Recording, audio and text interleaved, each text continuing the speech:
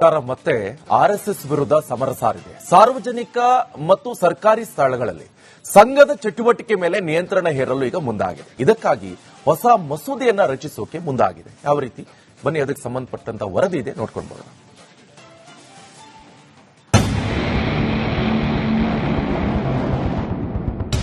ಕೆಲ ತಿಂಗಳ ಹಿಂದಷ್ಟೇ ರಾಜ್ಯ ಸರ್ಕಾರ ಹಾಗೂ ಆರ್ಎಸ್ಎಸ್ ನಡುವೆ ಸಂಘರ್ಷ ಏರ್ಪಟ್ಟಿತ್ತು. ಸಂಘದ ವಿರುದ್ಧ ಸಚಿವ ಪ್ರಿಯಾಂಕ್ ಖರ್ಗೆ ಸಮರ ಸಾರಿದ್ರು. ಶಾಲಾ ಕಾಲೇಜುಗಳಲ್ಲಿ ಆರ್ಎಸ್ಎಸ್ ಚಟುವಟಿಕೆ ನಿರ್ಬಂಧಿಸುವಂತೆ ಅಂದಿನ ಸಿಎಂ ಸಿದ್ದರಾಮಯ್ಯಗೆ ಪತ್ರ ಬರೆದಿದ್ರು. ಬಳಿಕ ಚಿತ್ತಾಪುರದಲ್ಲಿ ಪರೇಡ್ ಮಾಡಲು ಆರ್ಎಸ್ಎಸ್ ಮುಂದಾಗಿತ್ತು. ಆದರೆ ಸಂಘದ ಪರೇಡ್ಗೆ ಸರ್ಕಾರ ನಿರ್ಬಂಧ ವಿಧಿಸಿತ್ತು. ನಂತರ ಹೈಕೋರ್ಟ್ ಒಪ್ಪಿಗೆ ಪಡೆದು ಚಿತ್ತಾಪುರದಲ್ಲಿ ಆರ್ಎಸ್ಎಸ್ ಕಾರ್ಯಕರ್ತರು ಪಥಸಂಚಲನ ಮಾಡಿದ್ರು. ಬಳಿಕ ರಾಜ್ಯದಲ್ಲಿ ತಣ್ಣಗಾಗಿದ್ದ ಆರ್ಎಸ್ಎಸ್ ಹಾಗೂ ಸರ್ಕಾರದ ನಡುವಿನ ಸಂಘರ್ಷ ಈಗ ಮತ್ತೆ ದಗದಗಿಸ್ತಾ ಇದೆ.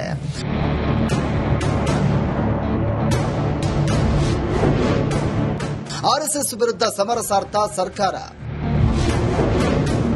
ಸಂಘದ ಚಟುವಟಿಕೆ ನಿರ್ಬಂಧಿಸಲು ಹೊಸ ಮಸೂದೆನ ಸರ್ಕಾರದ ಪೂರ್ವಾನುಮತಿ ಇಲ್ಲದೆ ಸಾರ್ವಜನಿಕ ಸ್ಥಳಗಳಲ್ಲಿ ಯಾವುದೇ ಸಂಘಟನೆಯ ಚಟುವಟಿಕೆ ನಡೆಸದಂತೆ ನಿಯಮ ರೂಪಿಸಲು ಸಚಿವ ಸಂಪುಟ ಸಭೆಯಲ್ಲಿ ಚರ್ಚೆ ಮಾಡಲಾಗಿದೆ. ಖಾಸಗಿ ಸಂಘ ಸಂಸ್ಥೆಗಳು ಅಥವಾ ಸಂಘಟನೆಗಳು ಸಾರ್ವಜನಿಕ ಸ್ಥಳಗಳಲ್ಲಿ ಚಟುವಟಿಕೆಗಳನ್ನು ಕಾನೂನುಬದ್ಧವಾಗಿ ನಡೆಸಲು ಅನುಮತಿ ನೀಡುವ ಬಗ್ಗೆ ಚರ್ಚೆ ನಡೆಸಲಾಗಿದೆ. ಕರ್ನಾಟಕ ರಾಜ್ಯ ಸಾರ್ವಜನಿಕ ಪ್ರವೇಶ ನಿಯಂತ್ರಣ ವಿಧೇಯಕ 2026 ಜಾರಿಗೆ ತರಲು ಸರ್ಕಾರ ನಿರ್ಧಾರ ಮಾಡಿದೆ. ಇದೇ ಅಧಿವೇಶನದಲ್ಲಿ ವಿಧೇಯಕ ಜಾರಿಗೆ ತರಲು ಮುಂದಾಗಿದೆ. ಪರೋಕ್ಷವಾಗಿ ಆರ್ಎಸ್ಎಸ್ ಕಾರ್ಯಚಟುವಟಿಕೆ ಗುರಿಯಾಗಿಸಿ ಸರ್ಕಾರ ಈ ವಿಧೇಯಕ ತಂದಿದೆ ಅಂತ ಹೇಳಲಾಗಿದೆ. ಅಷ್ಟಕ್ಕೂ ಈ ವಿಧೇಯಕದಲ್ಲಿ ಏನಿದೆ ಅಂತ ತೋರಿಸ್ತೀವಿ ನೋಡಿ.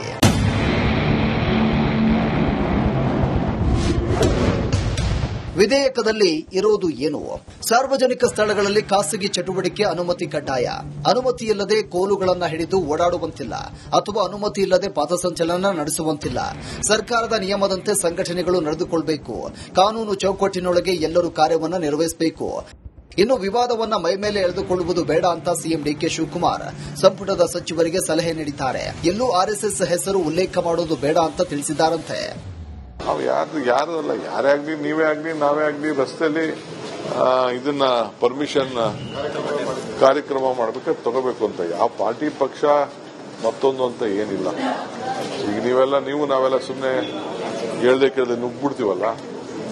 ಯಾವುದೇ ಬೆಂಗಳೂರು ನಗರದಲ್ಲಾಗ್ಲಿ ಎಲ್ಲೇ ಆಗ್ಲಿ ಏನೇ ಪರ್ಮಿಷನ್ ತೆಗೆದುಕೊಂಡು ದಾಖಲೆ ಇರಬೇಕು. ಈಗ ನೋಡಿ, ನಮ್ಮ ಕೃಷ್ಣ ಬೈರೇಗೌಡರು ಅವ್ರ ನೇತೃತ್ವದಲ್ಲಿ ನಾವು ಇದನ್ನ ಮಾಡಿಸ್ತಾ ಇದ್ವಿ, ಫ್ರೀಡಂ ಪಾರ್ಕ್. ಅವರು ಪರ್ಮಿಷನ್ ತಗೊಂಡು ಪೊಲೀಸಿಗೆ ಬರೋದು, ಏನೇ ಎತ್ತ, ಎಷ್ಟು ಜನ ಬೇಕು, ಎಸ್ ಸಿಬ್ಬಂದಿ ಬೇಕು. ಅರ್ಜಿ ಹಾಕಿದ ತಕ್ಷಣ ದಿನಕ್ಕೂ 1,000 ಜನ 10,000 ಜನ ರಿಜಿಸ್ಟರ್ ಆಯ್ತಾ ಇದ್ರು. ಅದಕ್ಕೆಲ್ಲ ಒಂದು ಲೆಕ್ಕಾಚಾರ ಇರಬೇಕಲ್ಲ. ಅದಕ್ಕೆ ನಾವೆಲ್ಲರೂ ಲೆಕ್ಕ ಇಟ್ಕೊಳ್ಳಿ ಅಂತ ಹೇಳ್ತಾ ಇದೀವಿ ಹೊರತು ಬೇರೆ ಏನಿಲ್ಲ. ಕಾಂಗ್ರೆಸ್ ಸರ್ಕಾರ ಆರ್ಎಸ್ಎಸ್ ಚಟುವಟಿಕೆಗಳನ್ನು ನಿರ್ಬಂಧಿಸುವ ಜಿದ್ದಿಗೆ ಬಿದ್ದಂತೆ ಕಾಣಿಸ್ತಾ ಇದೆ. ನೂತನ ವಿಧೇಯಕ ತರುವ ಮೂಲಕ ಪರೋಕ್ಷವಾಗಿ ಸಂಘದ ಚಟುವಟಿಕೆಗಳಿಗೂ ಬ್ರೇಕ್ ಹಾಕೋಕೆ ಮುಂದಾಗಿದೆ. ಸರ್ಕಾರದ ನಡೆಗೆ ವಿಪಕ್ಷ ನಾಯಕ ಆರ್ ಅಶೋಕ್ ಕಿಡಿಕಾರಿದ್ದಾರೆ. ಅದೆಲ್ಲ ಆರ್ಎಸ್ಎಸ್ ಗಮನದಲ್ಲಿಟ್ಕೊಂಡು ಮಾಡಿದ್ದಾರೆ. ಆರ್ಎಸ್ಎಸ್ಗೆ ಅಂತ ಇಂಥ ಜನನ ಬಹಳಷ್ಟು ಜನ ನೋಡಿದ್ದಾರೆ. ಆರ್ಎಸ್ಎಸ್ ಇಡೀ ಪ್ರಪಂಚದಲ್ಲಿದೆ, ಇಡೀ ದೇಶದಲ್ಲಿ. ದೇಶದ ಪ್ರಧಾನಿನೇ ಆರ್ಎಸ್ಎಸ್ ಅವರು, ನಾವು ಆರ್ಎಸ್ಎಸ್. ಈ ತರ ಚಿಲ್ಲರೆ ಬುದ್ಧಿ ಮಾಡಿದ್ರೆ ಮುಂದಿನ ದಿನಕ್ಕೆ ನಿಮ್ಗೆಲ್ಲ ಸರಿಯಾದಂತ ಪಾಠ, ನೀವು ಮನೆಯಿಂದ ಆಚೆ ಬರಕ್ಕಾಗಲ್ಲ.